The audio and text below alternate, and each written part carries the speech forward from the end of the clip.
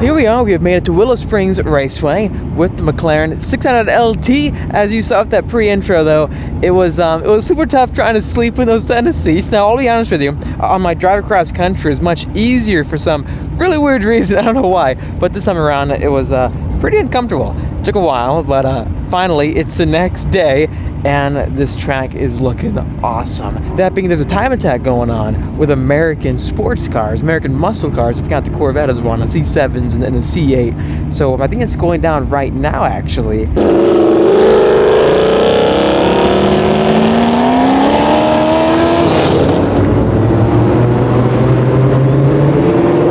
To be honest with you, I've never been to a Willow Springs event and just took the time to walk around and watch cars fly by at 140 miles an hour or something like that. Like, how fast is that? I'm looking forward to see what kind of times they're going to put down, because for us, right, in our track pack, we got a 129, was it? So these people here today, these guys, I don't know, I'm guessing we're going to see some 120 lap times, but we're just going to see what happens.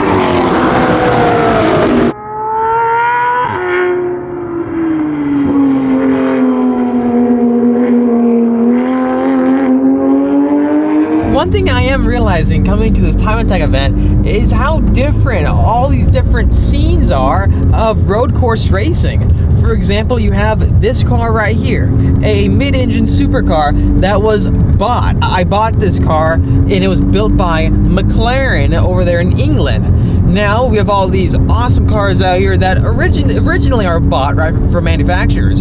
However, these owners are spending so much time customizing them and truly just reinventing them to make them so much faster. So a really cool thing I think we should do actually is just try to start experimenting more with built cars compared to bought cars, like this car right here. Now lap time wise, I know a few guys are getting high 120s out here, which is really good. I mean, that's impressive. Even Alessandro's got like a 128 or 127 just now, and he's got a Mustang GT originally, but he's completely just transformed that car into a race car. I love this scene right here, I really do. Bought versus built.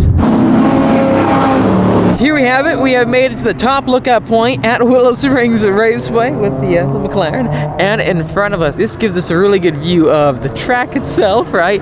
And the infamous turn 8 and 9, which a lot of people get really scared on, which I personally love. I think this car right here could probably take that at around 140 miles an hour. So I know the track pack could do 130, and this being more light and also just with better sticky tires, this thing at least I'm thinking should be the track pack, if not faster. But who knows, that is the whole point of trying things out, right? And right now the track itself is pretty much empty. I think they're gonna be doing another run group coming up pretty soon.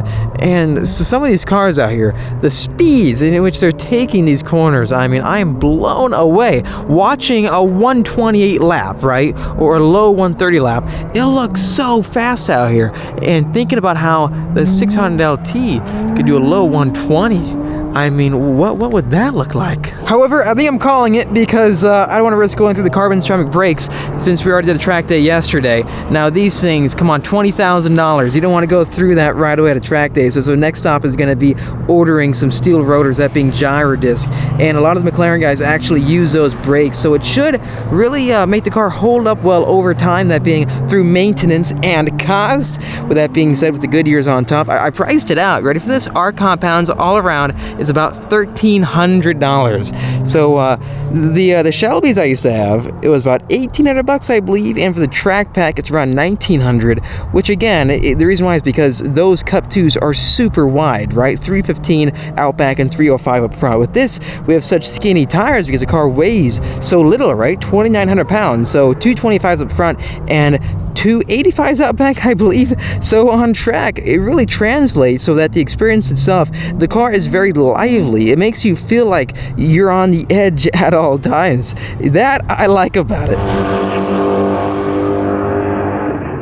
Here we have Alessandro's car, and I mean, look how decked out this Mustang GT is. Running the GT Cup right here. He is such an awesome guy, and I mean, this car is fast. 127. There's his Instagram, make sure to check it out again. Super cool guy. And as you can see, we have red, white, and green because he's Italian. So the whole thing comes together very nicely. He's running, I believe, Yokohama tires, that being the Advan AD52s. I've not tried those yet. I did try the Advan Apex on my C8 Corvette, which they're actually really good tires for being non-R compounds. And then coming inside, basically stripped out interior. However, he still has the carpet inside. And then I believe that could be a Watson roll cage, the same roll cage I had in my GT 350R. And then he does have the automatic. So in total though, you can make Mustangs so quick on the racetrack, and a 127 is such an impressive time. I mean, look at this interior right here with these Sparco racing seats. How do these compare to our Senna seats? So let me know in the comment section down below. He's got a is that a 6.6-point harness inside, so just like us, and he's got huge red extenders on the paddle shifters, so everything comes together so well. And he's got shift lights on top. Also, as you can see, check out these vents right here on the front fenders. Now, all the work on this car is actually done by Alessandro himself. I mean, this is all DIY. He's a master at it. So that brings up one of the focus points I was talking about earlier, built versus bought. Please let me know in the comment section down below. What do you think about that? Is it worth buying a $100,000 Z06, let's say, like the new C8, if that does cost that much, or a McLaren 600 LT or a Lamborghini, or should you stick with American or budget track cars and just build them out, make them as fast as you possibly can with the biggest front splitters and biggest wings ever? Some of the best track cars I think you can get though are like the Camaro SS1 LEs. I mean, for the price point, you really can't beat them. And I see so many SS1 LEs out here on the racetrack, and the times they get are unbelievable. I mean, 127s, 128s I've seen. That being for a car they can get for less than $50,000 that is stick shift. Real quickly though, before we get back on the road, I want to show you this. This is really cool that I figured out with this car after I took delivery of it. And this is what you need to do when you go to a track day, or when you drive your car hard, or just every once in a while, check your oil level, because if you don't, well, you know what's going to happen after that. Your whole engine could have major catastrophic problems. Click on info, then scroll down until you find oil status. Now it says conditions are not met. See owner's manual. Step 1, put your left foot hard to the floor with the brake. Then it says apply throttle. Put your right foot to the floor and hold it like this for 40 seconds in total. I know it's a while, trust me, it's something that you gotta get used to. However, to the left, you can see a digital dipstick, right? It's gonna show us the exact level of our engine oil, and the car is gonna analyze that and tell us, well, is that gonna be okay, minimum, or do you need more? Here it says okay, but a bit low. So that means we're just right. However, the oil level is on the lower end of being all right.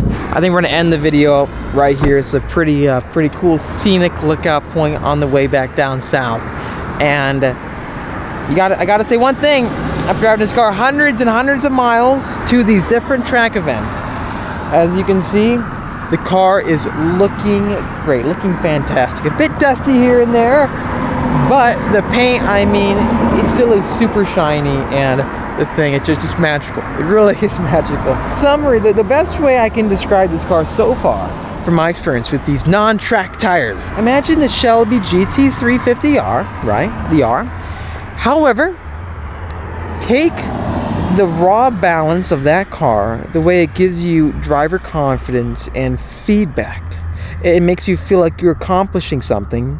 Take all of those attributes from the R, and then imagine if the R could drive with the speed and the power and the capability of an F-35 fighter jet. That's what I'm talking about right there. That's what this car is right behind me. It's like the Millennium Falcon. It's so fast, like a spaceship. I mean, the capability, I've never been in a car so capable as this one right here. So 100%, this is not, oh, it's a McLaren, it's some dumb British product, this and that. No. All those comments that you see online of people hating on this car are the people who have never driven this car. The only comments that are negative that I think you should listen to are from people who have actually owned this car. I've treated no differently than I have with the GT500s I had, even the C8 Corvette.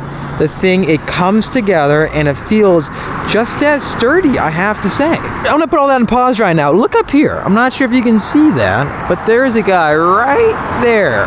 This is 4K. This is the glory of filming 4K. But there's a guy right there, I'm pointing, little dot, sitting on that rock. Yeah, that's so weird. Look at this view. Look at this car. I mean, this is a supercar. Anyways, thanks for watching this video. If you liked it, make sure to hit that like button. It really does help me out. Also, subscribe for much more great racing content coming your way. I'll see all of you in the next episode. Thank you so much for watching again.